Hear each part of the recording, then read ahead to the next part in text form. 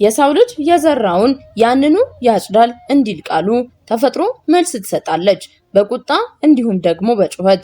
ብዙዎች ይህንን ያለንበትን ዘመን የመጨረሻው ዘመን ይሉታል። ከጥንት መጽሐፍት እስከ ዘመናት ትንቢቶች እነዚህ ምልክቶች ግልጽ ናቸው ይላሉ።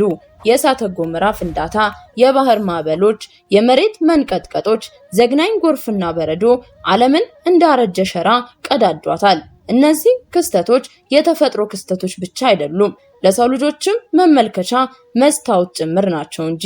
ሰላም ጤና ይስጥልን። ቅን የዋ ሀገር ወዳድ ሆናችሁ የቃል ሚዲያ ቤተሰቦች እንደምን ቆያችሁ? የዛሬውን መርሃ ግብራችንን ከመጀመራችን በፊት እንደተለመደው የከበረው ስጦታችሁን ላይክ፣ ሼር በማድረግ እንዲሁም ሐሳብ አስተያየታችሁን በኮሜንት መስጫው ላይ እያሰፈራችሁልን አብራችሁን እንድትቆዩ እየጋበዝኩኝ ለዚህ ቻናል አዲስ ከሆናችሁ ሰብስክራይብ በማድረግ ይህንን ድንቅ ቤተሰብ እንድትቀላቀሉ በትህትና ጠየቅኩኝ።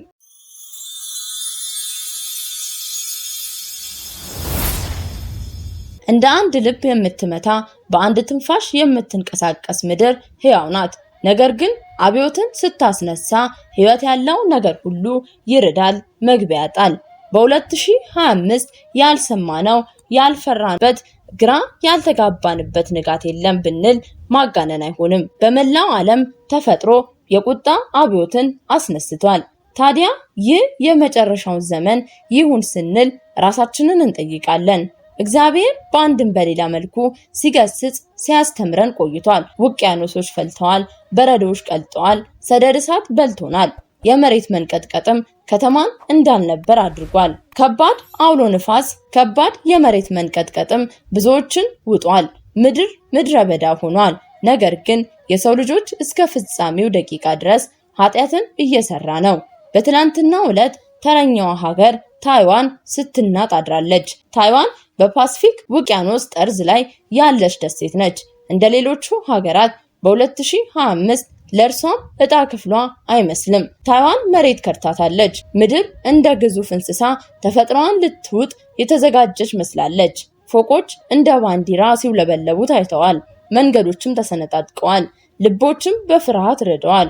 እነዚህ የዓለማችን ዘግናኝ ቁጣዎች የተፈጥሮ ክስተቶች ብቻ አልነበሩም። እንደ ማስጠንቀቂያ ደውሎች፣ እንደ ታላቅ የጥበብ ጥሪ ጭምር ምድር እየተናገረች ነው። እኛ ግን እየሰማናት አይደለም። በ2025 የፈረንጆች አዲስ ዘመን እንደ ወትሮ አምሮ አጊጦ አልጠበቃቸውም። በ2025 ዓለም የእኛን ሀገር ጨምሮ በመክሰፍት የተከበበበት ጊዜ ነው። ከአውሮፓ እስከ እስያ፣ ከአፍሪካ እስከ አሜሪካ የአየር ንብረት መዛባት፣ የእሳተ ገሞራ ፍንዳታ፣ የባህር ማዕበሎች፣ የመሬት መንቀጥቀጥ፣ ዘግናኝ ጎርፍና በረዶ ዓለምን እንዳረጀ ሸራ ቀዳዷታል። እነዚህ ክስተቶች የተፈጥሮ ክስተቶች ብቻ አይደሉም፣ ለሰው ልጆችም መመልከቻ መስታወቶችም ናቸው።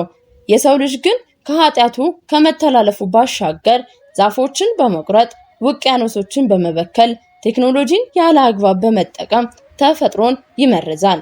ሰው የዘራውን ያገኛል ያጭዳል እንዲል ቃሉ ተፈጥሮ መልስ ትሰጣለች በቁጣ እንዲሁም ደግሞ በጩኸት። ብዙዎቻችን ይህንን ያለንበት ዘመን የመጨረሻው ዘመን ይሉታል። ከጥንት መጽሐፍት እስከ ዘመናት ትንቢቶች እነዚህ ምልክቶች ግልጽ ናቸው ይላሉ። የመሬት መንቀጥቀጥ፣ አውሎ ንፋስ፣ እሳተ ገሞራ የሰው ልጅ ኃጢአት ምን ለመሆኑ እያደረግን ነው? እኛ እንደ መደበኛ ቀን ከኃጢአታችን ጋር እየኖርን ኃጢአትን እንደ አሮጌ ልማድ እየደጋገምን እንኖራለን። ምድር ግን እየጮኸች ነው። እኛም ወደ ገደሉ ወደ ጥልቁ እየተፋጠንን ነው። ከታይዋን ሰሜናዊት ምስራቅ ክፍል 5.8 ማግኒቲዩድ የተመዘገበ የመሬት ርዕደት ሀገሪቷን በጭንቀት ንጧታል። በታይዋን ዋና ከተማ ህንፃዎች ሲናጡ ታይቷል። በታይዋን የታየው እነዚህ ትንንሾቹ የመሬት መንቀጥቀጥ ቢሆኑም ነገር ግን ለነገ ወዲያም እጅግ አስጊ ሁኔታ ላይ እንዳለች ዘገባዎች ያመለክታሉ። የሰሞኑን ክስተት ደግሞ በልዩነት ለመጥቀስ ከሞከርን ምናልባትም ከነዚህ ትናንሽ መንቀጥቀጦች ውስጥ አንዱ ለምሳሌ በትላንትናው ዕለት የተከሰተ ነው። መጀመሪያ የመሬት መንቀጥቀጡን ስንመለከት በፌብሩዋሪ እና ማርች ላይ ትንሽ መንቀጥቀጦች ተመዝግበው ነበረ። ነገር ግን እነዚህ ከ2024 ጋር ስናመሳክር ያሁኑ የከበደ አይሆንም። ታይዋን በፓሲፊክ ውቅያኖስ ጠርዝ ያለች ደሴት ናት። በ2025 ተከታታይ የመሬት መንቀጥቀጦች አናውጧታል። እነዚህ ዓለማችን ላይ ያሉ የተፈጥሮ አብዮቶች የእግዚአብሔር ቁጣና ተግሳጽ ናቸው ወደ ማለትም ደርሰናል። የእግዚአብሔር ቁጣና ተግሳጽን ባለማስተዋላችን የተፈጥሮ ቁጣ ያጠፋቸው በርካታ ሀገራትና ህዝቦች እንዳሉ እውን ነው።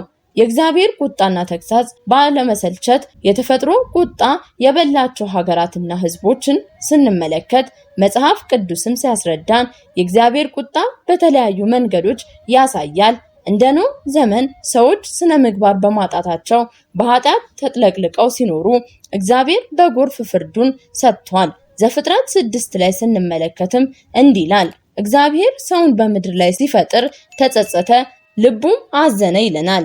ይህ ቁጣ ከተናደደ ስሜት ጋር ብቻ ሳይሆን ከፍጡር ጋር ያለውን ግንኙነት ለማስተካከል የተነሳ የፍትህ መግለጫ ነው።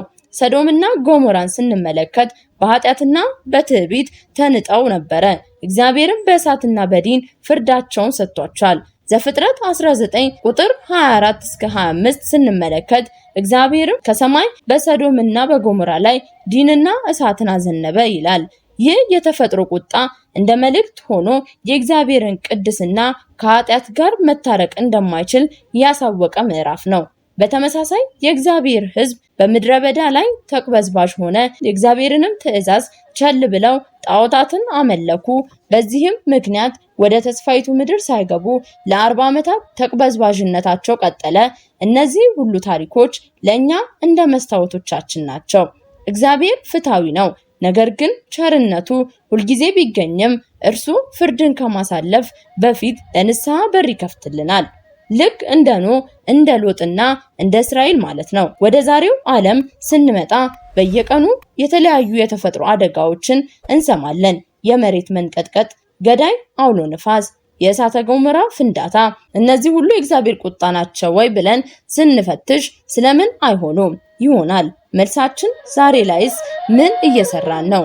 ዛሬ ዓለም በስነ ምግባር ውጥንቅጥ፣ በግፍና በጦር በረሃብና በበሽታ ተረግማለች። በመጽሐፍ ቅዱስ ትምህርት እነዚህ ነገሮች የሰውን ልጅ ከእግዚአብሔር መንገድ መራቁን የሚያመለክቱ ናቸው። ሉቃስ ምዕራፍ 21 ከቁጥር 11 እንዲህ ይላል፣ በየሀገሩ ታላቅ የምድር መናወጥ፣ ረሃብ፣ በሰውም ላይ በሽታ፣ ፍርሃት ይመጣል። በሰማይም ታላቅ ምልክት ይሆናል። ነገር ግን እዚህ ጋር አንድ ነገር መረዳት አለብን። እግዚአብሔር ቁጣውን በተፈጥሮ በኩል ሊገልጥ ይችላል። ነገር ግን ዛሬ ያለንበት ዓለም የሰው ልጅ በራሱ ላይ ያመጣቸው ችግሮችም አሉበት። የአካባቢ ብክለት፣ የጫካ መጥፋት፣ የአየር ንብረት ለውጥ፣ እነዚህ ሁሉ የሰው ልጅ የእጅ ስራ ናቸው። አሁን ዓለማችን ካለችበት ነገር አንጻር እኛ ተስፋ መቁረጥ አለብን ወይስ ተስፋ ቆርጠን እንቀመጥ ወይ ነው ጥያቄው። መልስ የሚሆነውም በፍጹም ነው። እግዚአብሔር ፍርዱን ቢገልጥም ፍቅሩ ግን ሁልጊዜ ይበልጣል። በመጽሐፍ ቅዱስ ውስጥ የነነዌ ሕዝብን ስንመለከት እነርሱም በኃጢአት ላይ ኖሩ፣ ነገር ግን ንስሐ ገቡ፣ ጸለዩ፣ እግዚአብሔርም ምሕረቱን ሰጣቸው። ዮናስ ምዕራፍ 3 ከቁጥር 10ንም ስንመለከት እንዲህ ይላል፣ እግዚአብሔር ከክፉ መንገዳቸው እንደተመለሱ አየ፣ ከፍርዱም ተቆጠበ። ዛሬም እኛ ተስፋ አለን። የተፈጥሮ አደጋዎችን ቢከሰቱ ሰዎች እርስ በርስ በመረዳዳትና በመጸለይ ከእግዚአብሔር ጋር መታረቅ እንደሚችሉ እናያለን። ዮሐንስ ምዕራፍ 3 ከቁጥር 16ም እንዲህ ይላል፣ እግዚአብሔርም ዓለምን እንኳን ወደደ፣ አንድ ልጁንም ሰጠ፣ ይህ ፍቅር ደግሞ እስከ ዘላለም ይዘልቃል ይላል። የታይዋን ሕዝብ በቤተ መቅደሶች፣ ቤተ ክርስቲያኖችና በማህበረሰብ ማዕከሎች ሰዎች ተሰባስበው ለተጎጂዎች በእጅጉ ከልባቸው ጸልየዋል። እንደ ፀሐይም አብረው አብርተዋል። ይህ ነው የሰው መንፈስ፣ በጨለማ ጊዜያት እንኳን እንደ ብሩህ የሚያበራ መልካም መንፈስ ያለው። የቃል ሚዲያ ቤተሰቦቻችን ለዛሬ የያዝንላችሁ መርሃ ግብር ይህንን ይመስል ነበረ። በድጋሚ እስክንገናኝ ድረስ ሰናይ ጊዜን ተመኘውላችሁ ከቃል ሚዲያ።